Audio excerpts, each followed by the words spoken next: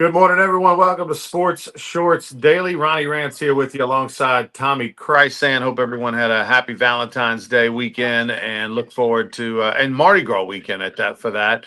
Mardi Gras is tomorrow. Many of you watching this show will be participating in Mardi Gras, so stay safe and have a great time. All right, TK, was the college baseball season underway, and so we had some good and some bad in the state of Louisiana. We had some teams like your alma mater struggle. Southeastern was swept at home against a very good, obvious Kent State team who will be taking on LSU tonight at 6 o'clock. Kent State will travel to Baton Rouge for a single game. But for the Tigers, they take care of business. They sweep Milwaukee. Most people didn't know Milwaukee had a college until they saw them on LSU's schedule, and nobody knew they were the Panthers except TK. So Tigers take care of business.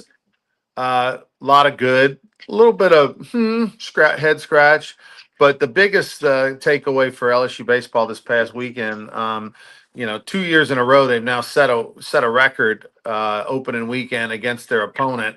They took on Purdue Fort Wayne last year. They punched out 45 in that 3-game series, which was a record, average of 15 punch outs per game. They beat that 49 punch outs, so that's a little over 16 per game.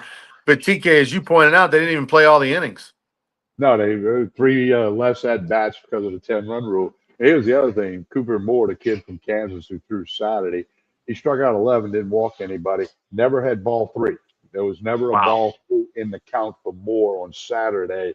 So I watched all the games, didn't go out there, but enjoyed Lynn Rollins and Ben McDonald on the call.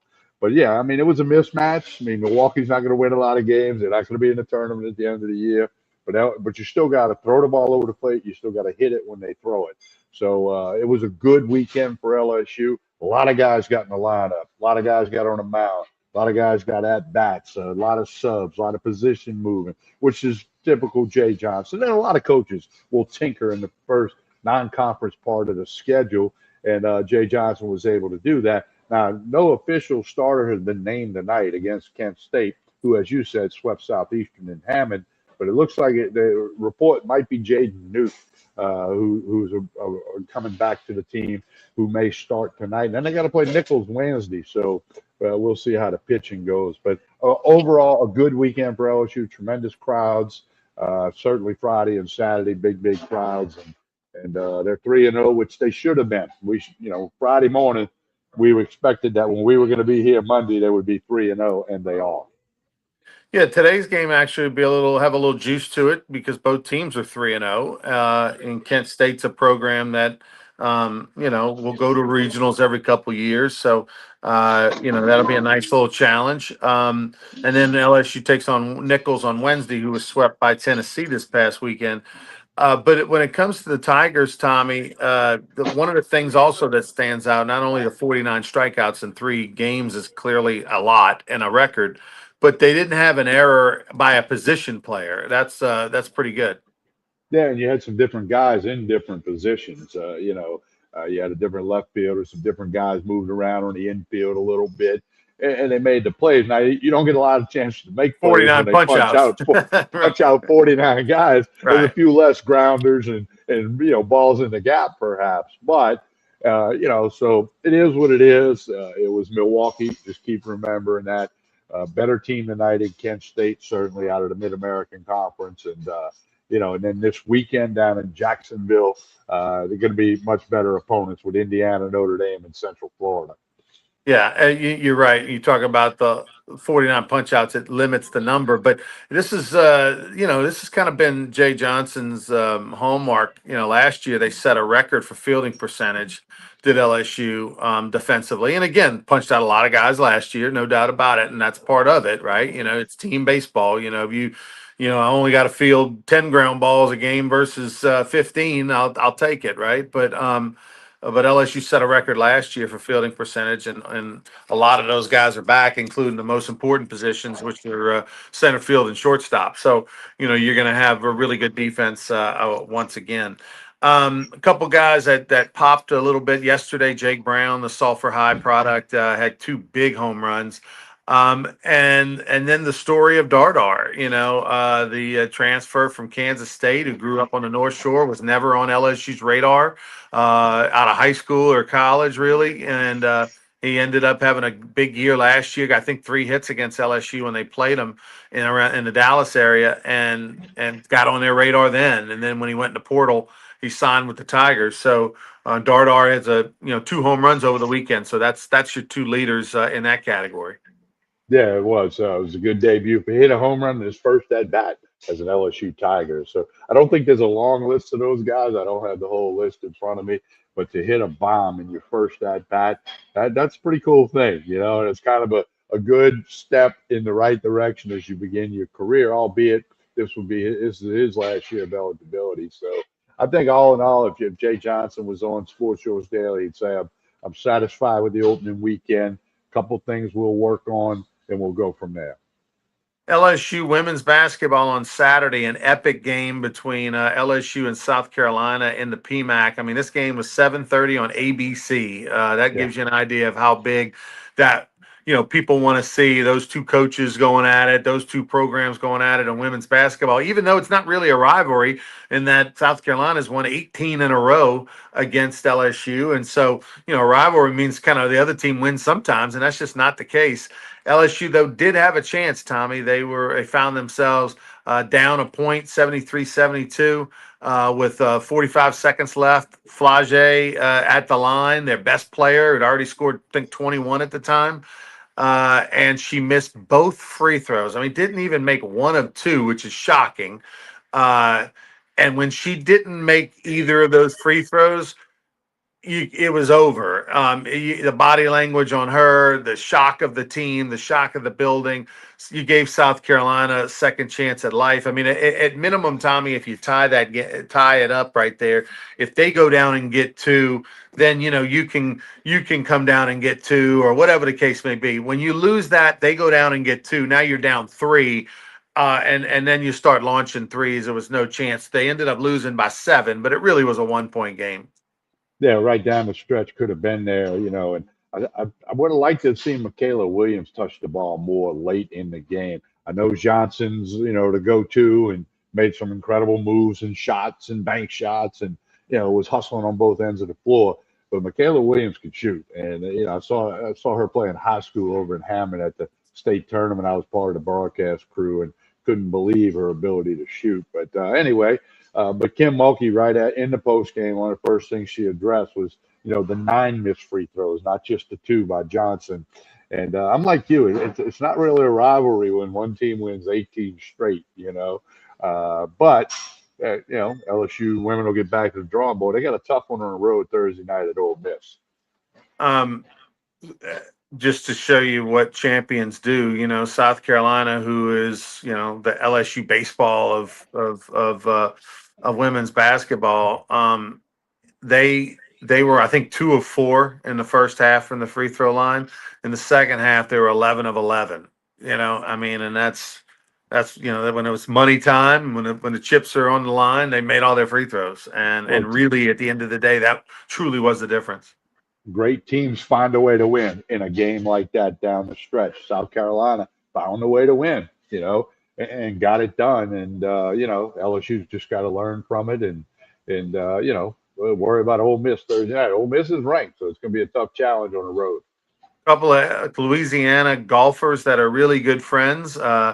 David Yeah. Toms, a mentor of Sam Burns. How about David Toms, the 2017 Louisiana Sports Hall of Fame inductee, wins on the Champions Tour, formerly the Seniors Tour. They've been calling it the Champions Tour for about a decade. Wins a tournament over the weekend over in Florida.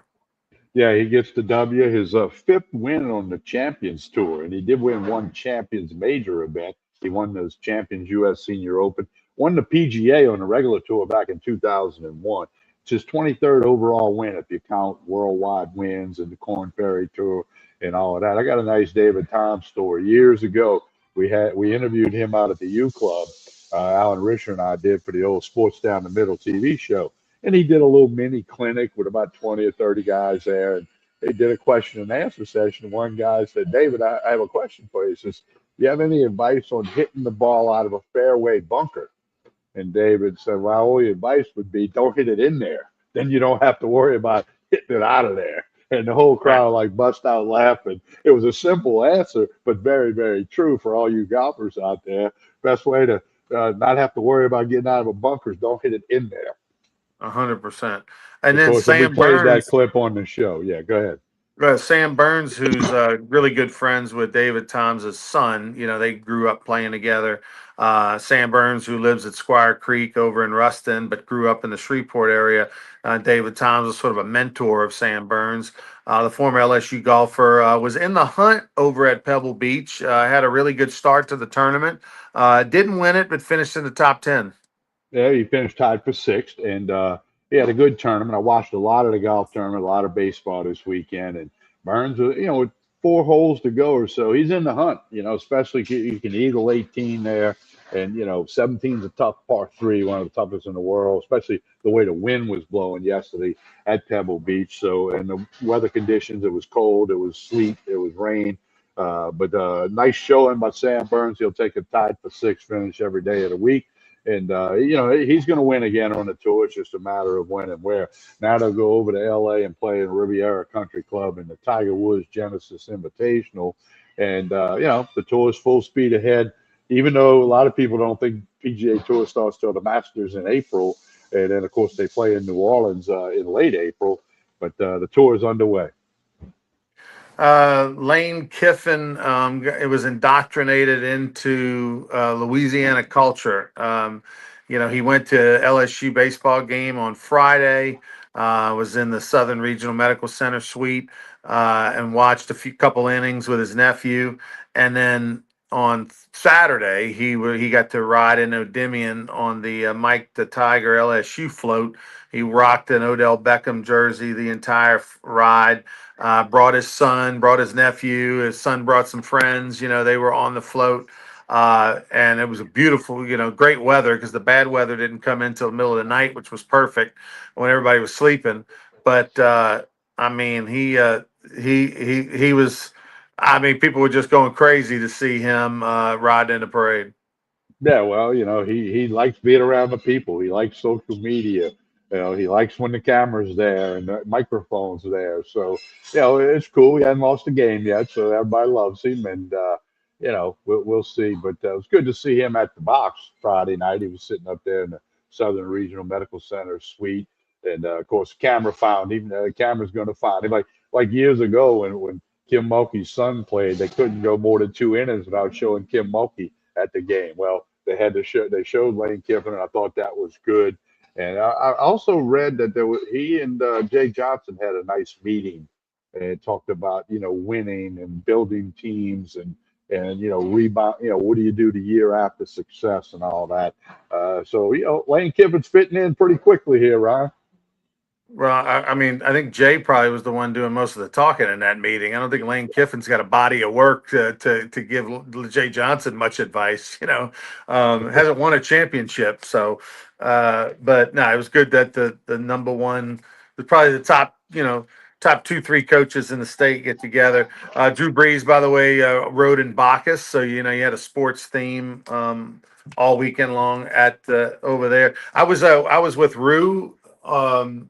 On Saturday in Baton Rouge. Rue was at Spanish Town Parade, went and walked around for about an hour plus with Casey McKenzie, went and saw some sponsors, went and saw some fans, took a lot of pictures. It was really a good time, great weather, temperatures in the 70s.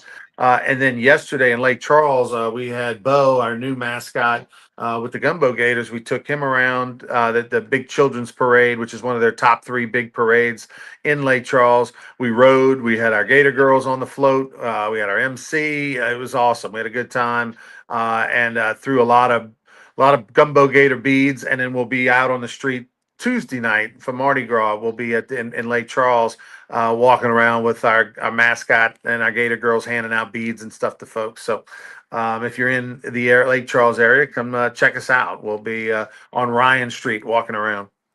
Well, I got it on the screen, brrigaroo.com, gumbogators.com. Get your gear. Yeah, tickets are available for purchase, I'm sure. I'm assuming. Yep. Schedules are posted, a June and July thing in Lake Charles, in Baton Rouge, part of the Texas Collegiate League. Don't forget, The Acadiana Cane Cutters right there in Youngsville by Lafayette are also in the league. So it should be fun. I'm looking forward to the summer. I know it's mid-February, but the Rougarou and the Gumbo Gators being seen at parades and other events, and that's good to see. All right, TK, tell us about Court Street Cafe. Well, first thing about Court Street Cafe, they will be open tomorrow. If you're not doing the Mardi Gras thing, they'll be come get breakfast, lunch, or dinner. They will be open tomorrow here at Court Street Cafe. If you hadn't got breakfast yet tomorrow, and you're not doing Mardi Gras tomorrow, it'd be a great time to check it out. Saturday night's their famous steak night, and their Sunday brunch is through the roof awesome. Court Street Cafe here in Port Allen. Connect with them on Facebook and Instagram. You'll know about the lunch specials, the drink specials, the dinner specials. Court Street Cafe in Port Allen. Jason and the staff do a super job here. They'll be happy to take care of you. Hey, don't forget to like and share this show, whether you're watching on Facebook, YouTube, or X. It helps Court Street Cafe. It helps us all out. Like and share this show. And look for sports shorts clips, shorts on YouTube at Sports Shorts, hosted by Ronnie Rance and Talking Sports with TK, TK Enterprises, Tommy Krysan. We have clips that follow the show that go up later in the day, short versions of things that we talked about. Look for the shorts on YouTube later in the day or tomorrow. They don't go away, so you can check them out at your convenience. On behalf of Ronnie Rance and the staff here at Court Street Cafe, my name is Tommy Krysan. Happy Mardi Gras. Have fun. Be safe. Do it all right. You know the drill on that. And we'll be back Wednesday morning for another episode of Sports Shorts Daily. Have a great day, everyone.